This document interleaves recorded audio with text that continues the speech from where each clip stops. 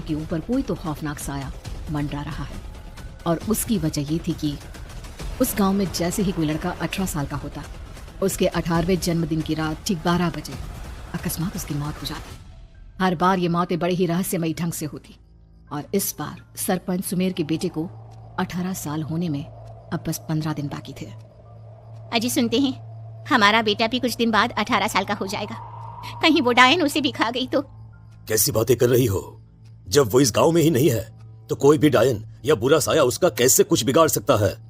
उसे कुछ नहीं होगा। हाँ जानती हूँ, आपने उसे पढ़ाई के बहाने इस गांव से बाहर निकाल शहर भेज दिया है, लेकिन ये भी तो सच है ना कि वो बार बार यहाँ आने की जिद करता रहता है। वो चाहे कितनी भी जिद कर ले जानकी, पर मैं उसे इस गांव में कभी वापस नहीं आने दूंगा। मैं नहीं चाहता कि गांव के दूसरे लड़कों की तरह मेरे बेटे की भी अजीबोगरीब ढंग से मौत हो जाए।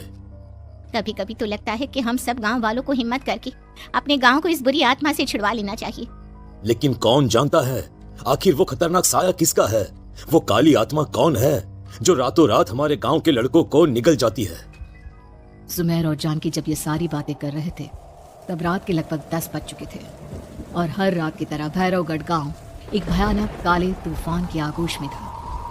बाहर चल रही तेज हवाएं और बारिश के बीच कभी कभी ऐसा लगता जैसे कोई बुरी तरह से चीख रहा है। किसी के तड़पने और चीखने की आवाजें गांव के कानों में बार बार टकराती, पर वहां रहने वाले किसी भी औरत या आदमी के अंदर इतना साहस नहीं था कि वो अपने घर से बाहर कदम रख के उन आवाजों तक पहुंच सके। सो जाओ जानकी, और घर के खिड़की दरवाजे कसकर बंद कर दो।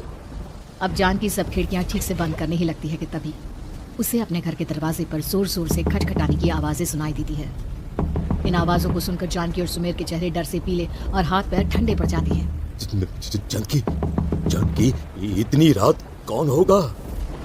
पता नहीं, ऐसा लग रहा है कोई बुरी तरह से दरवाजा खटखटा रहा है। अरे हाँ, पर किसी की आवाज भी तो नहीं आ रही। क्या करूं? दरवाजा खोल लूं या नहीं? कहीं ऐसा ना हो कि किसी को हमारी मदद की जरूरत हो।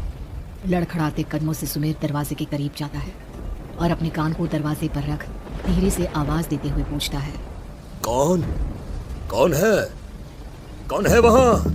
तभी एक बेहद डराने वाली आवाज उसके कानों से टकराती है, दरवाजा खोलो, दरवाजा खोलो, वरना आज की रात इस गांव में कोई जिंदा नहीं बचेगा। मैं जानती हूँ तुम्हारा बेटा 18 साल का होने वाला है, अगर उसकी जान की जरा भी परवाह है तो दरवाजा खोल दो। इस आवाज को सुनते ही सुमेर घबराकर पीछे हट जाता है और जानकी को पूरी बात बताता है। कहीं वो डायन हमारे घर तक तो नहीं पहुंच गई? अब हम क्या करेंगे?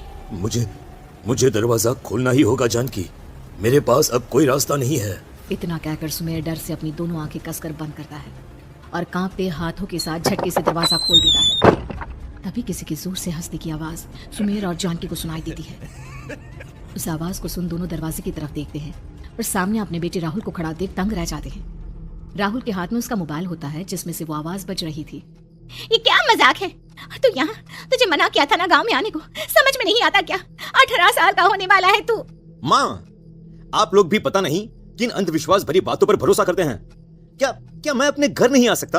आप लोगों से नहीं मिल सकता? देख बेटा, हमने तुझे किसी वजह से ही इस गांव से दूर रखा था, और यहाँ आकर तूने अच्छा नहीं किया। चल चल चल, मैं तुझे अभी के अभी वापस शहर छोड़कर आता हूँ। ओफो पापा, आप बेकार की बातों से परेशान हो रहे हैं। बाहर इतना तेज अंधर तूफान चल रहा है, कहीं जाने की जरूरत नहीं है। मैं बस आप लोगों से मिलने आया हूँ, कुछ दिन रहकर चला जाऊंगा। दिमाग खराब हो गया है इस लड़के का, नहीं जानता कि इस गांव में ये सुरक्षित नहीं है। किसने कहा था तुझे यहाँ आने को? ये आवाजें सुन, बाहर से जो आवाजें आ रही है तुझे सुनाई नहीं देती क्या? अरे माँ, जब जोर से तूफान चलता है, तेज हवाएं चलती हैं, तो इसी तरह की आवाजें आती हैं। ये बहुत नॉर्मल है माँ। नॉर्मल होगी तेरे लिए बेटा, 4 दिन शहर में पढ़कर आया है तो अपने माँ बाप की बात नहीं मान सकता। माँ, मुझे अभी बहुत जोरों से भूख लगी है, पहले कुछ खिला दो, और रात भी बहुत हो गई है। हम इस बारे में कल बात करते हैं, ठीक है? राहुल के वापस आ जाने से जानकी और सुमेर की आंखों की नींद उड़ गई थी। खाना खाने के बाद राहुल तो अपने बिस्तर पर जाकर सो गया, लेकिन जानकी और सुमेर पूरी रात उसके कमरे के बाहर पहरेदारी करते रहे। उन्हें पल पल इसी बात का डर था कि कहीं उनके बेटे को कुछ हो ना जाए। रात बीतती है, सुबह का सूरज निकलता है। अब जैसे ही वो राहुल को नींद से जागते देखते हैं तो उन दोनों के दिल को सुकून मिलता है। अरे माँ, पापा, आप अभी तक यहीं बैठे हैं? क्या पूरी रात सोए नहीं? जिनकी जवान बेटी की जान को खतरा हो, उन माँ बाप को नींद नहीं आती। बेटा बेटा, अब तू वापस शहर चला जा। देखो माँ, मैं किसी जरूरी काम से इस गांव में आया हूं और वो काम पूरा होने के बाद मैं खुद यहां से चला जाऊंगा। काम? गांव में तेरा क्या काम है? पापा, मैं बचपन से ही इस गांव के बारे में बेहद डरावने किस्से सुनते आया हूं, इसीलिए अब मैं उन्हीं किस्सों के ऊपर डॉक्यूमेंट्री फिल्म बनाऊंगा। रिसर्च करना चाहता हूं कि आखिर सच्चाई है क्या। हे भगवान, लो जी, सुन लिया, और भेजो इसे पढ़ने के लिए शहर। मैंने आपसे पहले ही कहा था, मेरी बहन के पास दूसरे गांव भेज दो। ना ये शहर जाता और ना उल जुलूल की बात इसके दिमाग में आती।